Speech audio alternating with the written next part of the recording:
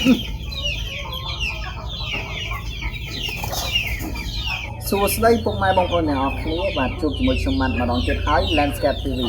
បាទតើថ្ងៃនេះបងប្អូនចង់ដឹងថាខ្ញុំម៉ាត់មានអ្វីថ្មីចែកជូនដល់បងប្អូនថ្ងៃនេះបាទជាដំបូងខ្ញុំសូមណែនាំពីស្រាថ្នាំដែលជាប្រភេទស្រាម្យ៉ាងដែលមានតាំងពីបុរាណខ្មែរបាទឥឡូវខ្ញុំសូមណែនាំពីស្រាថ្នាំនេះបន្តិចបាទ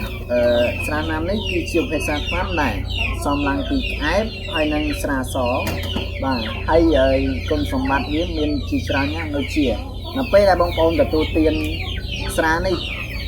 ចំនួនកន្លះកាយបងប្អូនអាចដឹងពីសមត្ថភាពនៃស្រាថ្នាំបុរាណខ្មែរនេះបាទហើយគុណសម្បត្តិវាដូចជាអាចជួយបងប្អូនសម្រានលក់ស្រួលទទួលបាយបានច្រើនជាពិសេសជួយការពារពីជំងឺដែលដូចជាជំងឺពុកស្អឹងឬមួយក៏ប្រភេទជំងឺផ្សេងដែលបងប្អូនជួបប្រទះតោះឥឡូវកុំឲ្យខាត់ពេលយូរយើងទៅសាករសជាតិនៃស្រាថ្នាំបុរាណខ្មែរយើងទាំងអស់គ្នា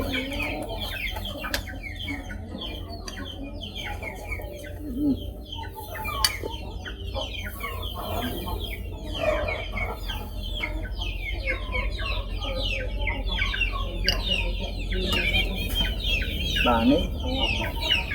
អត់សូវ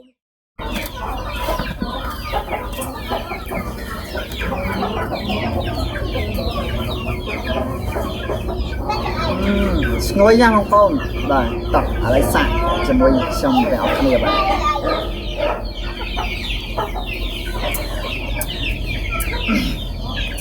អូយតោះឥឡូវបងប្អូនចង់ដឹងថាក្អែបនេះប៉ិតឬក៏មិនប៉ិតឥឡូវតោះចាប់ផ្ដើមជាមួយខ្ញុំបានទាំងអស់គ្នាបាទ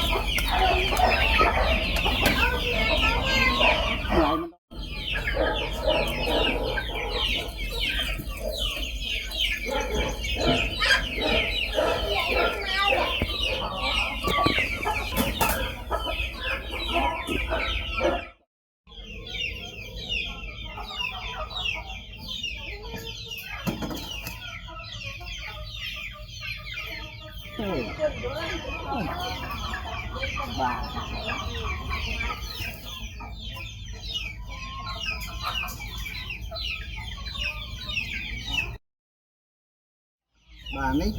គឺជាក្អែបប៉ិតបាទម៉ែបងប្អូនសូមទស្សនាទៅពងណាបាទ